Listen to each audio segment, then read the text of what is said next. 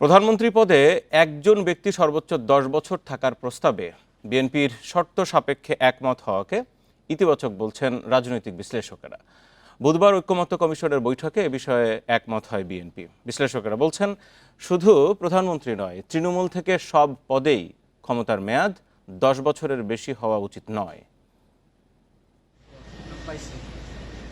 তিনটি প্রহসনের নির্বাচনের মাধ্যমে ১.৫ দশকেরও বেশি সময় ক্ষমতা কুক্ষিগত করে রেখেছিলেন স্বৈরাচার শেখ হাসিনা। জুলাই অভ্যুত্থানে তার পতন না হলে ক্ষমতার পালাবদল হয়তো স্বপ্নই থেকে যেত। প্রজন্মের পর প্রজন্ম দেশের শীর্ষপদ ধরে রাখার যে অস্বাভাবিক প্রবণতা, তা থেকে বেরিয়ে আসতেই প্রধানমন্ত্রী পদে একজনের সর্বোচ্চ মেয়াদ নির্দিষ্ট করতে চায় ঐক্যমত্য কমিশন। তাই পরিবারকেন্দ্রিক ক্ষমতা চর্চা এবার বিলীন হবে মনে করেন বিশ্লেষকরা। দলের যে কমিটিগুলো আছে সেখানেও যদি আপনি এটা ইমপ্লিমেন্ট না করেন, ব্যক্তিটা উপরের সিঁড়িতে উঠবে কী করে? জনপ্রতিনিধিদের সকল স্তরে, এমনকি ইউনিয়ন পরিষদের মেম্বার থেকে শুরু করে প্রেসিডেন্ট পর্যন্ত সকল স্তরে 10 বছরের বেশি কেউ ক্ষমতায় থাকতে পারবে না। এ প্রস্তাবে ঐকমত্যে পৌঁছানোকে দলগুলোর উদারতা বলে মনে করেন বিশ্লেষকরা। স্বাধীনতার 54 বছর পর এমন ইতিবাচক সিদ্ধান্তে ফ্যাসিবাদ ফিরে আসার শঙ্কা কেটে যাবে বলে মনে করছেন তারা। বংশ পরম্পরায় বছর পর বছর, যুগের পর যুগ ধরে একজনই রাষ্ট্র ক্ষমতায় থাকতেন বা একজনই প্রধানমন্ত্রী হতেন, বা এই যে বিষয়গুলো এখন মানুষ চিন্তা করছেন এবং পলিটিক্যাল পার্টিগুলো তারা তাদের জায়গা থেকে সরে আসছে এবং সরে এসে তারা চিন্তা ভাবনা করছেন যে কিভাবে শেখ হাসিনার মতো একটি ফ্যাসিবাদ সরকার যাতে আর প্রতিষ্ঠিত না হয়। শুধু প্রধানমন্ত্রীর মেয়াদ নয়, সব ইতিবাচক বিষয়েই রাজনৈতিক দলগুলোর ঐকমত্য জনমনে স্বস্তি ফেরাবে প্রত্যাশা বিশ্লেষকদের। Tanvir Ahmed, Independent News, Dhaka. প্রধানমন্ত্রী পদে এক ব্যক্তি 10 বছরের বেশি থাকবে না, এই প্রস্তাবে একমত বিএনপি সহ সব দল। তবে বিএনপি আলাদা শর্ত দিয়ে বলেছে, সাংবিধানিক কাউন্সিল বা এমন কোনো সংস্থা হলে এই সিদ্ধান্তে একমত থাকবে না তারা। বুধবার ঐক্যমত্য কমিশনের 6ষ্ঠ দিনের আলোচনায় দলটি আরও বলেছে, এক ব্যক্তি স্বৈরাচার হওয়ায় প্রধানমন্ত্রীর নির্বাহী ক্ষমতা কমানোর মানে নেই। বুধবার জাতীয় ঐক্যমত্য কমিশনের দ্বিতীয় পর্বের বৈঠকের 6ষ্ঠ দিন আলোচনায় আসে প্রধানমন্ত্রীর মেয়াদ নির্ধারণ, সংবিধান ও রাষ্ট্রের মূলনীতি। অংশ নেয় বিএনপি, জামায়াত, এনসিপি সহ বিভিন্ন রাজনৈতিক দলের প্রতিনিধিরা। বৈঠকে জাতীয় সাংবিধানিক কাউন্সিলের বদলে সাংবিধানিক ও সংবিধিবদ্ধ কমিটির প্রস্তাব এসেছে বলে জানান ঐক্যমত্য কমিশনের সহসভাপতি। বিভিন্ন দলের পক্ষ থেকে যে সমস্ত মতামত দেওয়া হয়েছিল তার ভিত্তিতে জাতীয় ঐক্যমত্য কমিশন এনসিসির প্রস্তাব সংশোধন করেছে, পরিবর্তন করেছে। এনসিসির পরিবর্তে সাংবিধানিক ও সংবিধিবদ্ধ প্রতিষ্ঠানের নিয়োগ কমিটির কথা বলা হয়েছে। এটি এনসিসির পরিবর্তে একটি কাঠামো হিসেবে প্রস্তাব করা হয়েছে। রাষ্ট্র পরিচালনায় এক ব্যক্তির ক্ষমতা বা ফ্যাসিবাদের বিকাশ যেন না হয়, তার জন্য সাংবিধানিক ও সংবিধিবদ্ধ কমিটি গঠনে একমত অধিকাংশ দল। সাংবিধানিক ও সংবিধিবদ্ধ প্রতিষ্ঠানের নিয়োগ কমিটি গঠনের প্রস্তাব দিয়েছেন এবং আজকের এই প্রস্তাবেও বিএনপি সহ কয়েকটা দল বাদে অধিকাংশ দলই এ ব্যাপারে ঐক্যমত পোষণ করেছেন। এই কমিটিকে জনপ্রত্যাশা উল্লেখ করে তা চূড়ান্তে বিএনপিকে পাশে চায় এনসিপি। সকলে এটা চাওয়ার জায়গা, সে জায়গায় বিএনপি বা তার সমমনা যে দলগুলো এই কনসেপ্টের বিপক্ষে অবস্থান নিয়েছেন। আমাদের আহ্বান থাকবে গণতান্ত্রিক পরিবেশকে নিশ্চিত করতে বিএনপি এবং সমমনা দল যেগুলো আছে তারা যেন এনসিসির বিষয়ে, অর্থাৎ সাংবিধানিক এবং সংবিধিবদ্ধ প্রতিষ্ঠানগুলোতে নিয়োগ কমিটির বিষয়ে তারা যেন ইতিবাচক সিদ্ধান্ত গ্রহণ করেন। প্রধানমন্ত্রীর মেয়াদ 10 বছর করার বিষয়ে বিএনপি রাজি, তবে শর্ত সাপেক্ষে। 10 বছরের বেশি কোনো ব্যক্তি প্রধানমন্ত্রী থাকতে পারবেন না, এই বিষয়ে আমরা একমত। তবে এই জাতীয় সংস্থাগুলো এনসিসি বা সাংবিধানিক নিয়োগ কমিটি, এই জাতীয় সংস্থাগুলো যদি দিয়ে নির্বাহী বিভাগের সমস্ত কর্মকাণ্ডকে সমস্ত জায়গায় ইন্টারফেয়ার করার যেখানে সম্ভাবনা থাকে এগুলো করা হয়, তাহলে আমরা সেই প্রস্তাবটা গ্রহণ করতে পারবো না। অন্তর্বর্তী সরকারের নেয়া সংস্কার প্রস্তাব চূড়ান্ত করতে রাজনৈতিক দলের সঙ্গে আলোচনা করছে ঐক্যমত্য কমিশন। প্রথম ধাপের আলোচনা শেষ হয় 19 May. Sajjad Hossain, Independent News, Dhaka. সমাজে ঘৃণা ছড়ায় এমন অপতথ্য মোকাবিলায় সামাজিক যোগাযোগ মাধ্যম ফেসবুকের মালিক মেটাকে আরও কার্যকর ভূমিকা রাখার আহ্বান জানিয়েছেন প্রধান উপদেষ্টা অধ্যাপক মোহাম্মদ ইউনূস। বুধবার সন্ধ্যায় রাষ্ট্রীয় অতিথি ভবন যমুনায় মেটার এশিয়া প্যাসিফিক অঞ্চলের 2 কর্মকর্তা প্রধান উপদেষ্টার সাথে সাক্ষাৎ করতে গেলে তিনি এ আহ্বান জানান। প্রধান উপদেষ্টা বলেন, বাংলাদেশ ঘন বসতিপূর্ণ, তাই একটি ভুল শব্দ পুরো দেশকে অস্থিতিশীল করতে পারে। এর বিরুদ্ধে লড়াই করার জন্য মেটাকে কার্যকর উপায় খুঁজে বের করতে হবে। এ সময় মেটার কর্মকর্তা সাইমন মিলনার বলেন, মিথ্যা তথ্য প্রতিরোধে তারা অন্তর্বর্তী সরকারের সাথে কাজ করতে প্রস্তুত, বিশেষ করে আসন্ন সাধারণ নির্বাচনের আগে। কয়েকদিন ধরে বিভিন্ন সরকারি সংস্থা এবং মানবাধিকার সংগঠনের সাথে বৈঠক করেছেন বলে জানান তিনি। এছাড়া 5 বছর ধরে বাংলাদেশের জন্য মেটার একটি বিশেষ টিম কাজ করছে বলে উল্লেখ করেন সাইমন। এ সময় তার সাথে ছিলেন মেটার আরেক কর্মকর্তা রুজান সারোয়ার।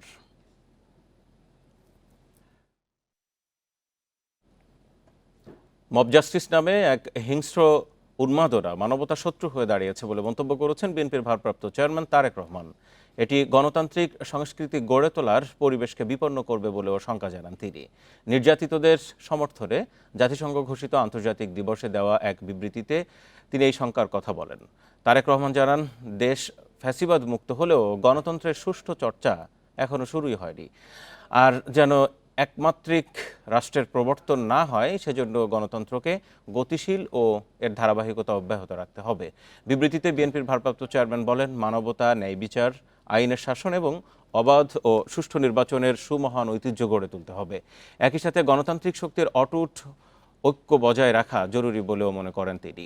এছাড়া আওয়ামী ফ্যাসিবাদী আমলে বাংলাদেশকে সর্বগ্রাসী রাষ্ট্রে পরিণত করা হয়েছিল মন্তব্য করে তারেক রহমান বলেন, সে সময় মত প্রকাশের স্বাধীনতা সহ সকল প্রকার নাগরিক স্বাধীনতাকে হরণ করা হয়েছিল।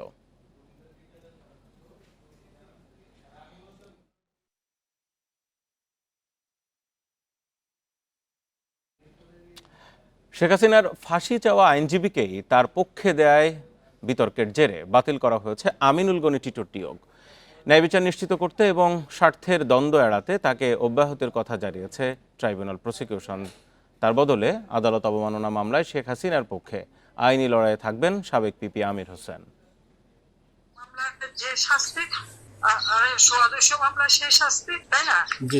অভ্যুত্থানের মাধ্যমে ক্ষমতাচ্যুত শেখ হাসিনার সঙ্গে গাইবান্ধার আওয়ামী লীগ নেতা শাকিল আলম বুলবুলের ফোনালাপ ফাঁস হয় গত বছর অক্টোবরে। সেখানে সাবেক প্রধানমন্ত্রী বলেন, যেহেতু তার বিরুদ্ধে 227টি হত্যা মামলা হয়েছে, তার মানে 227 জনকে হত্যার লাইসেন্স পেয়ে গেছেন। এই ফোন কলের রেকর্ড তুলে ধরে 2 জনের বিরুদ্ধে আদালত অবমাননার মামলা করে ট্রাইব্যুনালের প্রসিকিউশন। পলাতক শেখ হাসিনা ও বুলবুলের পক্ষে মামলা পরিচালনায় 19 জন সুপ্রিম কোর্টের আইনজীবী আমিনুল গনি টিটোকে নিয়োগ দেয় ট্রাইব্যুনাল। কিন্তু 5 আগস্ট শেখ হাসিনার ফাঁসি চেয়ে তার দেয়া পোস্ট ঘিরে শুরু হয় বিতর্ক। বুধবার ট্রাইব্যুনালে মামলার শুনানি করতে চাইলে তার নৈতিকতা নিয়ে প্রশ্ন তোলে আদালত। ন্যায় বিচারের স্বার্থে শেখ হাসিনার মামলা থেকে তাকে সরে যেতে বলেন ট্রাইব্যুনালের চেয়ারম্যান। ওটি আমার রাজনৈতিক দৃষ্টিভঙ্গি ছিল, আর এটা পেশাগত আমার সততা। আমি একজন আইনজীবী হিসেবে আমার 36 বছরের ক্যারিয়ার কোনো স্পট নেই।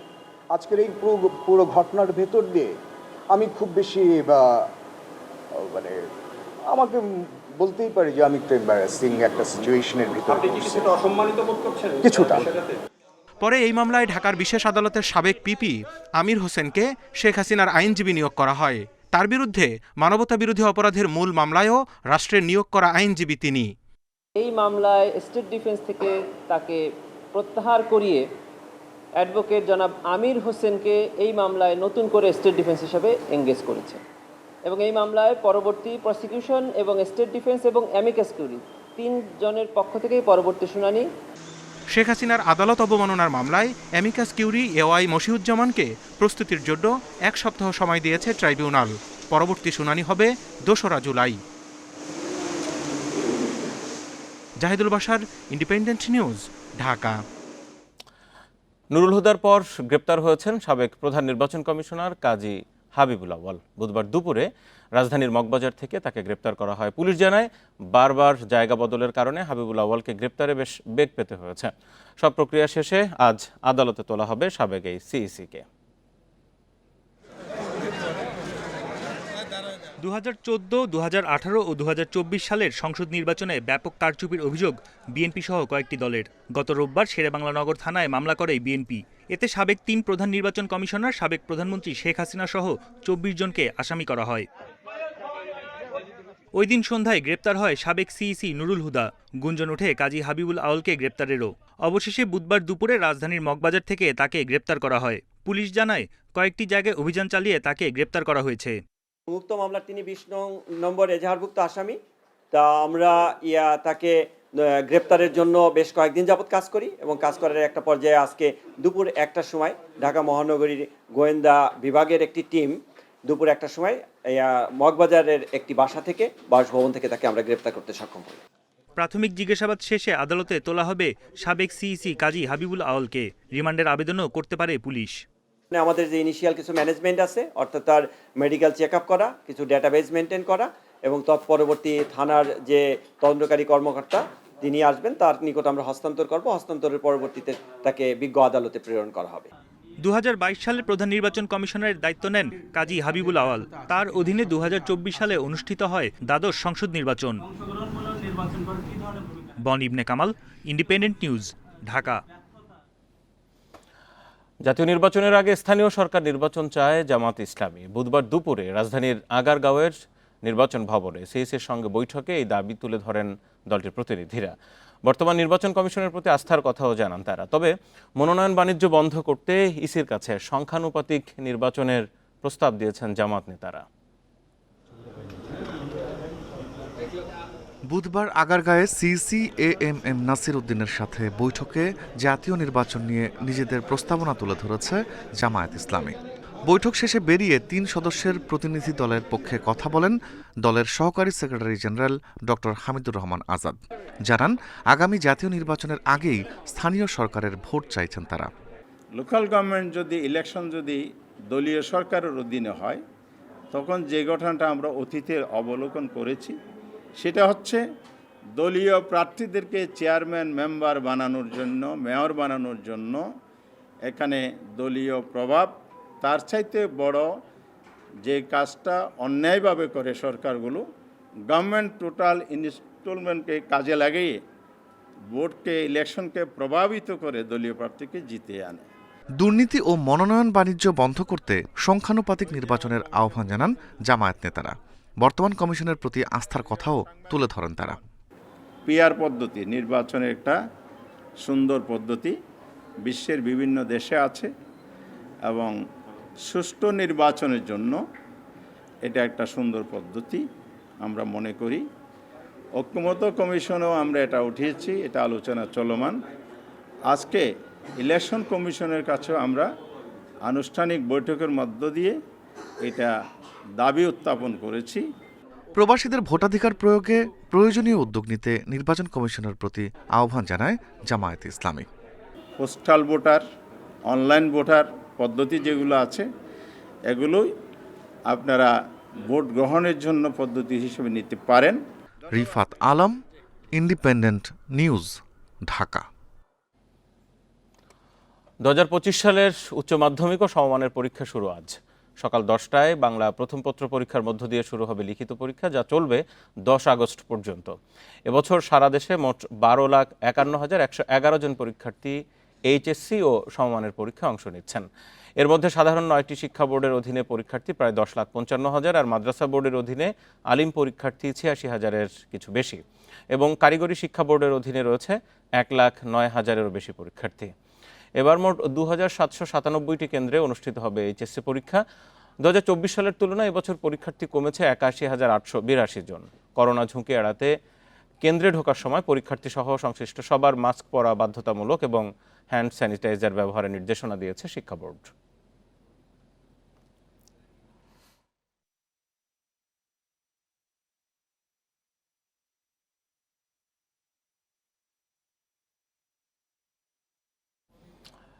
রাজধানী মিরপুর এলাকা থেকে এই মুহূর্তে আমার সাথে সরাসরি রয়েছেন সহকর্মী নূরে আলম। নূরে আলম, আর 1 ঘন্টাও পুরো সময় নেই পরীক্ষা শুরু হতে।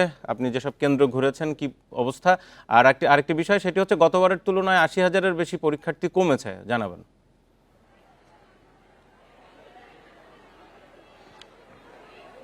আমি এখন রয়েছি ভাসানটেক সরকারি কলেজে। সকাল 9:30টার মধ্যে পরীক্ষার্থীদের কেন্দ্রে প্রবেশ করার কথা, কিন্তু আমরা দেখছি যে এর আগেই বেশিরভাগ পরীক্ষার্থী কেন্দ্রে প্রবেশ করে গিয়েছে। সকাল 9টার আগেই পরীক্ষার্থীরা কেন্দ্রে প্রবেশ করে ফেলেছে এবং এখনো পরীক্ষার্থীরা আসছে 9:30 লাস্ট টাইম। এরপরে যারা কেন্দ্রে প্রবেশ করতে চাইবে তাদের নাম রোল লিখে তারপরে কেন্দ্রে প্রবেশ করতে হবে। বোর্ডের পক্ষ থেকে স্পষ্টভাবে নির্দেশনা দেওয়া হয়েছে পরীক্ষা শুধু 30 মিনিট আগে কেন্দ্রে প্রবেশ করতে হবে। সেই সঙ্গে আমরা বিগত বোর্ড পরীক্ষাগুলোর আগে যেমনটা দেখি যে পরীক্ষা শুরুর আগেই প্রশ্নপত্র ফাঁসের এক ধরনের গুজব ছড়ায় বেশ কিছু চক্র, কিন্তু এবার সেটি আমরা দেখছি না। বোর্ডের পক্ষ থেকে বলা হয়েছে তারা আগে থেকেই এই বিষয়টি নিয়ে সতর্ক রয়েছে এবং সতর্ক থাকার ফলে তারা কঠোর নজরদারি করছে সামাজিক যোগাযোগ মাধ্যম সহ অন্যান্য মাধ্যমে এবং প্রশ্ন ফাঁস ঠেকাতে যত ধরনের ব্যবস্থা নেওয়া যায় তার ব্যবস্থাই নেওয়া হয়েছে বলে বোর্ডের পক্ষ থেকে আমাদেরকে জানানো হয়েছে। আর করোনার কারণে আমাদের শিক্ষাসূচি অনেকটাই এলোমেলো হয়ে গিয়েছে। 2020 সালের পর থেকে এইচএসসি পরীক্ষা নির্দিষ্ট সময়ে শুরু হতে পারছে না। এর আগে স্বাভাবিক শিক্ষাসূচি অনুযায়ী এসএসসি পরীক্ষা হয় ফেব্রুয়ারি মাসে এবং এইচএসসি পরীক্ষা হয় এপ্রিল মাসে। আর এই করোনার পরে অর্থাৎ 2020 সালের পরে একবারও এই পরীক্ষাটি নির্দিষ্ট সময় শুরু হতে পারেনি। এবারও জুন মাসে পরীক্ষা শুরু হয়েছে এবং জুন মাস বাংলাদেশে প্রাকৃতিক দুর্যোগ কবলিত একটি মাস এবং বেশ কিছু অঞ্চলে জুন মাসে বন্যা হয়। গত বছর যে সিলেট সহ উত্তরবঙ্গের বেশ কয়েকটি জেলায় বন্যা হয়েছে। তো বোর্ডের পক্ষ থেকে সুস্পষ্টভাবে বলা হয়েছে যে যদি কোনো কারণে প্রাকৃতিক দুর্যোগ হয় অর্থাৎ বন্যা সহ অন্য কোনো কারণে পরীক্ষা বন্ধ করতে হয়, শুধুমাত্র যে অঞ্চলে এই বন্যা হবে অথবা প্রাকৃতিক দুর্যোগ ঘটবে সেই অঞ্চলেই পরীক্ষা স্থগিত করা হবে। কিন্তু অন্যান্য অঞ্চলে অন্যান্য বোর্ডে স্বাভাবিকভাবেই পরীক্ষা চলবে। পরবর্তীতে ওই স্থগিত হওয়া অঞ্চলে পরীক্ষা হবে নতুন প্রশ্ন করে, কিন্তু এই পরীক্ষা সব বোর্ডের পরীক্ষা স্থগিত করা হবে না। আর পরীক্ষার ফলাফল প্রকাশ করা হবে সব বোর্ডের একসাথে। সেটি সমন্বয় করার জন্য বোর্ডের পক্ষ থেকে ব্যবস্থা নেওয়া হয়েছে এবং আগামী বছর থেকে সর্বোচ্চ চেষ্টা করা হবে নির্দিষ্ট সময়ে পরীক্ষা শুরু করার জন্য এবং সেই লক্ষ্যে বোর্ড কাজ করছে বলে বোর্ডের চেয়ারম্যান আমাকে জানিয়েছেন। আর আমি যে কেন্দ্রে রয়েছি সেই কেন্দ্র পরিদর্শনে শিক্ষা উপদেষ্টা 10:45 আসার কথা এবং এরপরে তিনি এই আজকের পরীক্ষা এবং সার্বিক পরিস্থিতি নিয়ে তিনি সংবাদ সম্মেলন করবে পরীক্ষার কেন্দ্র পরিদর্শনের পরে। এর আগে আমি কয়েকটি কেন্দ্রে গিয়েছি। আমরা যেই সমস্যাটি প্রতিটি বোর্ড পরীক্ষার সময় আমরা দেখি যে কেন্দ্রের সামনে উপচে পড়া অভিভাবকদের ভিড় থাকে। যদিও বা আমি যে কেন্দ্রটিতে রয়েছি এখানে অনেক বড় জায়গায় কলেজটি স্থাপিত বলে সেই ভিড়টি তেমন একটি দেখা যাচ্ছে না, কিন্তু অন্যান্য কেন্দ্রগুলোর সামনে প্রচন্ড পরিমাণে ভিড়, উপচে পড়া ভিড়, যার ফলশ্রুতিতে শিক্ষার্থীদের ভোগান্তিতে পড়তে হয় এবং শিক্ষা মন্ত্রণালয়ের পক্ষ থেকেও বারবার আহ্বান জানানো হয়েছে কেন্দ্রের সামনে ভিড় না করার।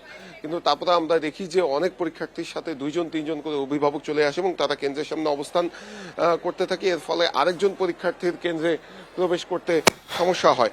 আর আইন শৃঙ্খলা পরিস্থিতি নিয়ে যদি বলি, প্রত্যেকটি কেন্দ্রের সামনে পর্যাপ্ত আইন শৃঙ্খলা রক্ষাকারী বাহিনীর সদস্যরা নিয়োজিত রয়েছেন, পুলিশ অবস্থান করছেন এবং ট্রাফিক কন্ট্রোলের জন্য আমরা দেখছি যে সেনাবাহিনীও রাস্তার মোড়ে মোড়ে অবস্থান করছেন যাতে পরীক্ষার্থীরা নির্বিঘ্নে পরীক্ষার কেন্দ্রে যেতে পারে এবং কোনো পরীক্ষার্থী যাতে কেন্দ্রে আসতে কোনো ধরনের সমস্যা না পড়ে। এজন্য আমরা দেখছি যে পুলিশের পক্ষ থেকেও ইমার্জেন্সি ব্যবস্থা রাখা হয়েছে। কেউ যদি কেন্দ্রে প্রবেশ করতে অথবা ভুলে অন্য কেন্দ্রে চলে আসে সেটি থেকে যাতে এই সঠিক সময়ে পরীক্ষার্থী তার কেন্দ্রে প্রবেশ করতে পারে সেটি নিশ্চিত করার জন্য সব মিলিয়ে বলা চলে যে এখন পর্যন্ত পরীক্ষার কেন্দ্রগুলোর আশেপাশে পরিবেশ অনেকটাই সুষ্ঠু পরিবেশ রয়েছে এবং পরীক্ষা ভালোভাবে হবে বলে আশা প্রকাশ করছেন অভিভাবক এবং পরীক্ষার্থীরা। জি নুরুল আলম, আপনাকে ধন্যবাদ। এইচএসসি সমমানের পরীক্ষা আজ থেকে শুরু হলেও জুলাই অভ্যুত্থানে নিহত 8 পরিবারে এখন শুধুই শূন্যতা। উচ্চ মাধ্যমিক পরীক্ষার রেজিস্ট্রেশন কার্ড হাতে নিহতদের পরিবারের সদস্যরা শোকাহত। পরিবারগুলো থেকে জানানো হয়েছে এবারের পরীক্ষার্থী ছিলেন শহীদ রমিজউদ্দিন ক্যান্টনমেন্ট কলেজের আবদুল্লাহ বিন জাহিদ, ঢাকা রেসিডেন্সিয়াল মডেল কলেজের মোহাম্মদ ফারহানুল ইসলাম ভুইয়া, বিএফ শাহিন কলেজের শফিক উদ্দিন আহমেদ আহনাফ, বরিশালের কাজিরহাট একতা ডিগ্রি কলেজের মারুফ হোসেন, ঢাকা কমার্স কলেজের Mohammad Abdul Ahad Saikat, Savar cantonment public school and কলেজের আফিকুল ইসলাম সাদ এবং নারায়ণগঞ্জের সরকারি আদমজীনগর এমডব্লিউ কলেজের ইমাম হাসান ভূঁইয়া তাইম ও ইয়াসির সরকার। রংপুর এক্সপ্রেস ট্রেনে এক নারীকে ধর্ষণের অভিযোগে ডিউটিরত পিএ অপারেটর মোহাম্মদ সাইফুল ইসলামকে গ্রেপ্তার করেছে রেলওয়ে পুলিশ। রাতে কমলাপুর স্টেশনে সংবাদ সম্মেলনে রেলওয়ে স্টেশন থানার অফিসার ইনচার্জ এই তথ্য নিশ্চিত করেন। জানান, কমলাপুর থেকে রংপুরগামী রংপুর এক্সপ্রেস ট্রেনে এ ঘটনা ঘটে। ভুক্তভোগীর অভিযোগ, গন্তব্যে পৌঁছে দেওয়ার কথা বলে তাকে ট্রেনে তোলা হয়। পরে কর্তব্যরত পিএ অপারেটর সাইফুল ইসলাম ট্রেনের টয়লেটে ধর্ষণ করেন। বিষয়টি ট্রেনের দায়িত্বরত রেলওয়ে পুলিশকে জানালে সাইফুলকে গ্রেপ্তার করা হয়। প্রাথমিক জিজ্ঞাসাবাদে ধর্ষণের বিষয়টি সাইফুল স্বীকার করেছেন বলেও জানায় পুলিশ।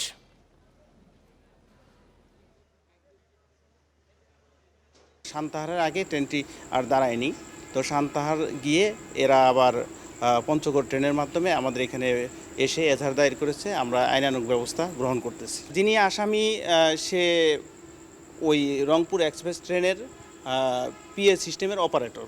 সে ঘটনার বিষয়ে প্রাথমিকভাবে স্বীকার করেছে যে সেই ঘটনা ঘটিয়েছে। চাঁপাইনবাবগঞ্জের পৌরসভায় ডেঙ্গুর প্রকোপ বাড়ায় 4টি এলাকাকে হটস্পট হিসেবে চিহ্নিত করেছে প্রশাসন। ঘরে ঘরে আক্রান্তদের মধ্যে দেখা যাচ্ছে জ্বর, তীব্র ব্যথা সহ নানা উপসর্গ। 6 মাসে প্রায় 800 রোগী শনাক্ত হয়েছেন। স্থানীয়দের অভিযোগ, মশা নিধনে নেই পর্যাপ্ত ব্যবস্থা। 6টি ফগার মেশিনের সবই ত্রুটিপূর্ণ হওয়ায় বিপাকে পৌরবাসী। চাঁপাইনবাবগঞ্জে জানুয়ারি থেকে জুন পর্যন্ত ডেঙ্গুতে আক্রান্ত হয়েছেন 791 জন। এর মধ্যে চলতি মাসের 25 জুন পর্যন্ত আক্রান্ত 5 শতাধিক। বালুবাগান, মিস্ত্রিপাড়া, শিবতলা ও পিটিআই এলাকায় প্রকোপ বেশি হওয়ায় ডেঙ্গুর হটস্পট হিসেবে চিহ্নিত করেছে পৌর কর্তৃপক্ষ। এসব এলাকায় আক্রান্তরা জ্বরসহ নানা উপসর্গ নিয়ে চিকিৎসা নিতে আসছেন, তবে অনেকে যাচ্ছেন না হাসপাতালে। সবার মশার নির্ধারিত কর্মসূচি হালকা পাতলা করে ওরা যে ধোঁয়া দিয়ে যাচ্ছে, হ্যাঁ, কিন্তু সে ধোঁয়াতে কাজ হচ্ছে কি হচ্ছে না। চরম আকারের আমাদের এলাকার অবস্থা মানে খুব করণীয়, বিশেষ করে এই গরিব মানুষের এই শোচনীয় অবস্থা, মেডিকেল জায়গা পাওয়া যায় না। চিহ্নিত এলাকাগুলোতে দিনে 2 বার মশার ওষুধ ছিটানোর পরামর্শ দেয়া হচ্ছে। পাশাপাশি বাসিন্দাদের সচেতন করতে চালানো হচ্ছে প্রচারণা। ফগার মেশিনও দিয়ে মশক নিধন যে কীটনাশক সেটা কিন্তু তারা স্প্রে করছে এবং সেটা নিয়মিত 2 বেলা করে স্প্রে করার ডিসিশন আছে আমাদের সেই মিটিংয়ে। তো সেই কর্মকাণ্ডগুলো চলছে। পৌর কর্তৃপক্ষের দাবি, নানা সীমাবদ্ধতার কারণে মশা নিয়ন্ত্রণে বেগ পেতে হচ্ছে তাদের। দীর্ঘদিনের পুরনো 6টি ফগার মেশিন দিয়ে চলছে ঘনবসতিপূর্ণ এলাকাগুলোতে মশা নিধন কর্মসূচি। ফগার মেশিনগুলো আমাদের একটু ঘাটতি আছে, কারণ আগে যে মেশিনগুলো ছিল বেশ কয়েকটা মেশিন নষ্ট। এখন বর্তমানে 6টা-7টা মেশিন কাজ করছে। এই মেশিনগুলো দীর্ঘক্ষণ চালানো যায় না, গরম হয়ে যায় সাইলেন্সার পাইপটা, তখন আমরা কাজ করতে হয়, তখন একটু রেস্ট দিতে হয়। এইভাবে বিরতির মাধ্যমে কাজটা করতে হয়। পৌর এলাকায় মোট বাসিন্দা 2,60,000-এর বেশি। প্রতিদিনই বাড়ছে ডেঙ্গুতে আক্রান্তের সংখ্যা। Independent news. পাইপলাইনে চট্টগ্রাম থেকে ঢাকায় বাণিজ্যিকভাবে জ্বালানি তেল সরবরাহ শুরু হয়েছে। 1,12,00,000 লিটার পরিশোধিত ডিজেল নারায়ণগঞ্জ ডিপোতে পাঠানোর মধ্য দিয়ে এই কার্যক্রম শুরু করেছে বিপিসি। নৌ ও সড়ক পথের তুলনায় পাইপলাইনে তেল পরিবহন করায় বছরে সাশ্রয় হবে 236 কোটি টাকা। তেল সরবরাহে বাঁচবে সময়, থাকবে না ঝুঁকি। সাধারণত চট্টগ্রামের পতেঙ্গা ডিপো হতে জাহাজে করে নারায়ণগঞ্জের ডিপোতে জ্বালানি তেল সরবরাহ হয়। এছাড়া সড়ক পথেও সরাসরি পরিবহন হয়। এতে খরচ হয় বেশি, সময়ও অপচয় হয়, থাকে ঝুঁকিও। এসব সমস্যা এড়াতে চট্টগ্রাম থেকে ঢাকা 250 কিলোমিটার পাইপলাইন নির্মাণ করে সরকার। রোববার সন্ধ্যায় চট্টগ্রাম থেকে নারায়ণগঞ্জের গোদনাইল ডিপোতে পাইপলাইনে তেল পাঠানোর কার্যক্রম শুরু হয়। সোমবার পর্যন্ত পদ্মাইলের ডিপোতে পাঠানো হয় 66 লাখ লিটার ডিজেল। পদ্মার পর মেঘনায় 70,80,000 লিটার ডিজেল সরবরাহ হয়। এরপর যাবে যমুনা অয়েলের ডিজেল। 65 লক্ষ লিটার তেল পদ্মা অয়েল কোম্পানি থেকে আমাদের গোদনাইলে ওদের যে পদ্মা অয়েল কোম্পানির ডিপো আছে ওখানে পৌঁছে গেছে। আমাদের বেগদার ট্যাঙ্ক আছে, এখান থেকে ওই ট্যাঙ্ক থেকে তেল নিয়ে পাম্পিং করতেছি এবং সেই পাম্পিং চলতেছে। হ্যাঁ, এবং একটা ট্যাঙ্কে পাম্পিং হয়েছে আর একটা ট্যাঙ্কে পাম্পিং হবে। বছরে 50 লাখ টন জ্বালানি তেল সরবরাহের সক্ষমতা রয়েছে এই পাইপলাইনের। প্রতি বছর প্রকল্প থেকে 236 কোটি টাকা সাশ্রয় হবে বলে মনে করা হচ্ছে। পাইপলাইন সিস্টেমে তেল পরিবহনটা মোর সিকিউর, এনভায়রনমেন্টাল ফ্রেন্ডলি, আর হচ্ছে এখানে লসটাও মিনিমাম, আর এই পদ্ধতিটা হচ্ছে কস্ট ইফেক্টিভ। ওই জন্য সব জায়গায় বা পুরো ওয়ার্ল্ডেই লং ডিস্টেন্সে তেল যদি মাস ভলিউমে আপনার তেল পরিবহন করতে হয়, পাইপলাইনটা ইউজ করা হয়। 2024 সালের ডিসেম্বরে শেষ হয় পাইপলাইন প্রকল্পের কাজ। ব্যয় হয় 3699 কোটি টাকা। আলমগীর সবুজ, ইন্ডিপেন্ডেন্ট নিউজ, চট্টগ্রাম। এনবিআরের আন্দোলনের পেছনে সুবিধাভোগী ব্যবসায়ীদের ইন্ধন দেখছেন অর্থ উপদেষ্টা। তাই বৃহস্পতিবার আন্দোলনরত কর্মীদের সঙ্গে বৈঠকের আহ্বান জানান তিনি। বুধবার সচিবালয়ে এসব কথা জানান অর্থ উপদেষ্টা। যদিও এই আহ্বানে সাড়া না দিয়ে 28 জুন মার্চ টু এনবিআর কর্মসূচির ঘোষণা দেন আন্দোলনরত কর্মীরা। এদিকে বুধবার সারা দেশে কলমবিরতি কর্মসূচি পালন করেন তারা। এনবিআরকে বিলুপ্ত করে অধ্যাদেশ জারির পর থেকে এনবিআর সংস্কার ঐক্য পরিষদের ব্যানারে নানা কর্মসূচি পালন করে আসছেন কর্মীরা। সর্বশেষ রাজস্ব বোর্ড সংস্কারে গঠন করা কমিটির গ্রহণযোগ্যতা নিয়ে প্রশ্ন তুলে আবারও কলমবিরতি পালন করছেন তারা। সংকট নিরসনে বৃহস্পতিবার আন্দোলনরত কর্মীদের সঙ্গে বৈঠকের আহ্বান জানিয়েছিলেন অর্থ উপদেষ্টা। যদিও বুধবার টানা তৃতীয় দিনের মতো কলমবিরতি পালন করে এনবিআর কর্মীরা। পরে সংবাদ সম্মেলনে তারা জানান, অর্থ উপদেষ্টার সঙ্গে আলোচনায় অংশ নেবেন না কর্মীরা। 28 জুন সারা দেশের কর, কাস্টমস ও ভ্যাট বিভাগের সব দপ্তর থেকে এনবিআর অভিমুখে মার্চ টু এনবিআর কর্মসূচির ঘোষণাও দেন তারা। আগামীকাল অর্থ উপদেষ্টা মহোদয়ের সাথে সভার প্রস্তুতি গ্রহণ করার লক্ষ্যে আজ সকাল 10টায় একটি সভা আহ্বান করা হয়েছে। তবে নোটিশটি এনবিআর সংস্কার ঐক্য পরিষদকে পাঠানো হয়নি। ধরে নেওয়া যায় একদিন আগের তারিখ দিয়ে জারিকৃত এই সভার নোটিশটি একটি আইওয়াশ ছাড়া আর কিছুই নয়। এদিকে সচিবালয়ে অর্থ উপদেষ্টা বলেন, এনবিআর সংস্কার প্রক্রিয়াকে বাধাগ্রস্ত করতে কর্মচারীদের চলমান আন্দোলনের পেছনে ব্যবসায়ীদের ইন্ধন কাজ করছে। কর্মস্থলে অনুপস্থিতির ফলে সারা দেশের ব্যবসা বাণিজ্য, আমদানি রপ্তানিতে প্রভাব পড়ছে বলে জানান তিনি। এটা তো আপনার আমার ব্যাপার না, পুরা দেশের আপনার ব্যবসা বাণিজ্য, শুধু রাজস্ব ছাড়াও তো ব্যবসা বাণিজ্য, পোর্ট, ল্যান্ড পোর্ট, আইসিটি, এগুলো তো সব ব্যবসা বাণিজ্য রিলেটেড, পার্সোনাল তো আছেই। অতএব আমি আশা করি ওটা কালকে, আমি বলেছি এমন কোনো সমস্যা নাই পৃথিবীতে যে সমস্যার সমাধান করা যাবে। বৃহস্পতিবার দুপুর 12টা থেকে বিকাল 5টা পর্যন্ত আন্তর্জাতিক যাত্রী সেবা ও রপ্তানি ছাড়া এনবিআরের সব দপ্তরে অবস্থান কর্মসূচি ও কলমবিরতি পালন করবে কর্মীরা। Amirul Islam, independent News, Dhaka. পুঁজিবাজারে ভালো কোম্পানি আনতে বিএসইসি, বাংলাদেশ ব্যাংক ও অর্থ মন্ত্রণালয়ের সমন্বয়ে আলাদা টাস্ক ফোর্স গঠন করা হবে বলে জানিয়েছেন বিএসইসি চেয়ারম্যান খন্দকার রাশেদ মাকসুদ। বুধবার রাজধানীর একটি হোটেলে পুঁজিবাজার নিয়ে এক অনুষ্ঠানে এই কথা বলেন তিনি। এ সময় পুঁজিবাজারে আস্থা ফেরাতে প্রয়োজনীয় সংস্কার কাজ চলছে বলে জানান প্রধান উপদেষ্টার বিশেষ সহকারী ডক্টর আনিসুজ্জামান চৌধুরী। দেশের পুঁজিবাজারের বর্তমান চিত্র ও করণীয় নিয়ে এই অনুষ্ঠানের আয়োজন করে ডিএসই ব্রোকার্স অ্যাসোসিয়েশন। এতে পুঁজিবাজারের উন্নয়নে নিজেদের মতামত তুলে ধরেন সংশ্লিষ্টরা। যদি ব্যালেন্স শিটটাও দেখতে পারতেন তাহলে সেই শেয়ারের ভ্যালু এরকম থাকার কথা না। তালিকাভুক্ত কোম্পানির প্রতিনিধিরা বলেন, বাজারে ভালো প্রতিষ্ঠান আনতে সরকারকেই আদর্শ পরিবেশ তৈরি করতে হবে, যাতে বিনিয়োগকারীরা ক্ষতিগ্রস্ত না হয়। সারা জীবনের সঞ্চয়, চাকরি বাকরি করে পেনশন নিয়ে এসে ওই টাকাটা দিয়ে তাদের সংসার চলে, তখন মনে করছে পুঁজিবাজারে কিছু বিনিয়োগ করলে হয়তো এবং অনেকে একদম সর্বশান্ত হয়ে গেছে। তো এটা আমাদের কারোই কাম্য নয়। পুঁজিবাজারে সঠিক পরিবেশ আনতে অন্তর্বর্তী সরকার নানা উদ্যোগ নিলেও কিছু কর্মকর্তার অসহযোগিতায় সুফল মিলছে না বলে অভিযোগ করেন আইসিবি চেয়ারম্যান। অসাধু কর্মকর্তাদের সরিয়ে দেওয়ার তাগিদ দেন তিনি। আর যে সচিব এই কথা ওই কথা এক্সকিউজ দেখাবে তাকে সরাইবেন, কাজটা হবে। Ask them, will you do this? অথবা we'll put you somewhere else. ও কাজটা হবে। এ সময় পুঁজিবাজারের টেকসই উন্নয়নের জন্য আলাদা টাস্কফোর্স গঠন করা হচ্ছে বলে জানান বিএসইসি চেয়ারম্যান। আর বাজারের জন্য প্রয়োজনীয় সংস্কার চলবে বলে আশ্বাস দেন প্রধান উপদেষ্টার বিশেষ সহকারী। এই সপ্তাহে বা নেক্সট সপ্তাহে দেখবেন যে আমরা একটা জয়েন্ট টাস্ক ফোর্স করছি এফআইডি কে সহ নিয়ে কি ফ্রেমওয়ার্কগুলো তৈরি করা যায়, যে বড় কোম্পানি, দেশি বড় কোম্পানিগুলা কিভাবে আসলে মানি মার্কেট থেকে ক্যাপিটাল মার্কেট মুখী করা যায়। বাংলাদেশে যেটা হচ্ছে এখন সেটা একটা সেক্টরের রিফর্ম না, each and every institution and sector এর রিফর্ম করতে হচ্ছে। এটাকে আমরা বলি সিস্টেমিক রিফর্ম। পুঁজিবাজারকে গতিশীল করতে বন্ড মার্কেট শক্তিশালী করার পরামর্শ দেন বিশেষজ্ঞরা। Shahid Ahmed, Independent News, Dhaka. সমুদ্রপথে নাবিকদের অবদান এবং কাজের গুরুত্ব তুলে ধরে শ্রমমান রক্ষা এবং ন্যায্য, নিরাপদ ও মানবিক কর্মপরিবেশ নিশ্চিত করার আহ্বান উঠে এলো বিশ্ব নাবিক দিবসের আয়োজনে। বুধবার সন্ধ্যায় মহাখালীর রাওয়া ক্লাবে হয় আয়োজন। এতে অংশ নেয় দেশের বিভিন্ন নাবিক সংগঠন। আয়োজনে নিরাপদ সমুদ্রযাত্রা নিশ্চিত করার বিষয়টিকে গুরুত্ব দেওয়া হয়। অনুষ্ঠানে বক্তারা শ্রমমান রক্ষা এবং নিরাপদ কর্মপরিবেশ নিশ্চিত করতে সরকার, শিল্প খাত এবং শ্রমিকদের সম্মিলিত উদ্যোগ গ্রহণের আহ্বান জানান।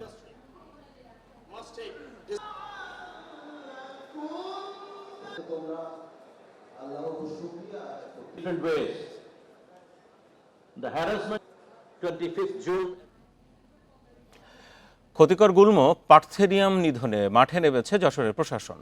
পাশাপাশি মানুষ, প্রাণী ও ফসল উৎপাদনে পার্থেনিয়ামের ক্ষতির বিষয়ে প্রচারণায় নেমেছে স্থানীয় একটি স্বেচ্ছাসেবী সংগঠনও।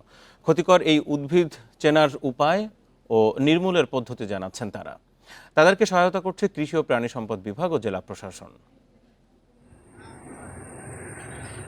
যশোরের বিভিন্ন এলাকায় ছড়িয়ে পড়ছে ক্ষতিকর পার্থেনিয়াম গাছ। ফুল ফোটার সময় গাছটি মানুষ ও গবাদি পশুর জন্য ক্ষতিকর হয়ে ওঠে। এছাড়া পার্থেনিয়ামের কারণে কমে জমির উর্বরতা। দেখতে অনেকটা ধনিয়া ও চন্দ্রমল্লিকা গাছের মতো এই গুল্মজাতীয় উদ্ভিদের ক্ষতির বিষয়ে ধারণা নেই বেশিরভাগ মানুষের। সম্প্রতি ইন্ডিপেন্ডেন্ট টেলিভিশনে পার্থেনিয়ামের ক্ষতিকর দিক নিয়ে প্রতিবেদন প্রচারের পর গাছটি নির্মূলের উদ্যোগ নিয়েছে প্রশাসন ও সচেতন নাগরিকরা। জনসচেতনতা বাড়াতে কাজ শুরু করেছে ইয়াহান সামাজিক সংঘ নামে একটি স্বেচ্ছাসেবী সংগঠন। আমরা মানুষের মাঝে একটা সচেতনতা তৈরি করতে চাই।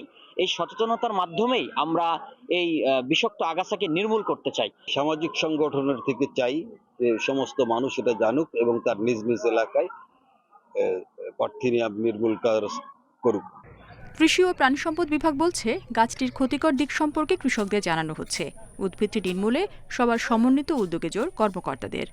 সবার একটা সমন্বিত প্রয়াস এখানে দরকার। সমন্বিতভাবে আমরা যদি কাজ করি তাহলে আমার মনে হয় এটা আমরা যেটা চাচ্ছি আর কি, এটা নিধন করতে বা বংশ বিস্তার রোধ করতে সেটা সম্ভব। কাজ প্রোগ্রাম শুরু করলাম। এভাবে প্রত্যেক ব্লকে যেখানে আমরা পার্থেনিয়াম দেখব সেখানে কৃষকদের সম্পৃক্ত করে সেটা ধ্বংস করার জন্য আমরা ব্যবস্থা নিব। বিশেষ করে ভেজিটেটিভ গ্রোথ স্টেজে আমরা এটা ধ্বংসকরণ করব। বেশিরভাগ ক্ষেত্রে পতিত জমিতেই পার্থেনিয়াম হচ্ছে জানিয়ে গাছটি নির্মূলে সব ধরনের সহযোগিতার আশ্বাস জেলা প্রশাসনের। যেখানে পতিত জমি পড়ে আছে, চাষাবাদ হচ্ছে না বা অন্য কিছু হচ্ছে না, সেখানে কিন্তু এই গাছগুলো হচ্ছে। এটা যেমন আমাদের ফসলের ক্ষতি করছে, এটা কিন্তু প্রাণী এবং প্রকৃতি রোগ এটা কিন্তু ক্ষতি করার একটা বিষয় আছে। কাজে এটা যেন না হয় এই বিষয়ে আমাদের কাজ করছে। পাশাপাশি যদি আমাদের কোনো সহযোগিতা থাকে আমরা। বিশেষজ্ঞরা বলছেন, পার্থেনিয়াম গাছ যত্ন ছাড়াই বেড়ে ওঠে। বাতাসে ভেসে কয়েকশো মাইল দূরেও বংশবিস্তার করে এটি। তাই ক্ষতিকর গাছটি নির্মূলে সবাইকে উদ্যোগী হওয়ার আহ্বান সংশ্লিষ্টদের। Independent news.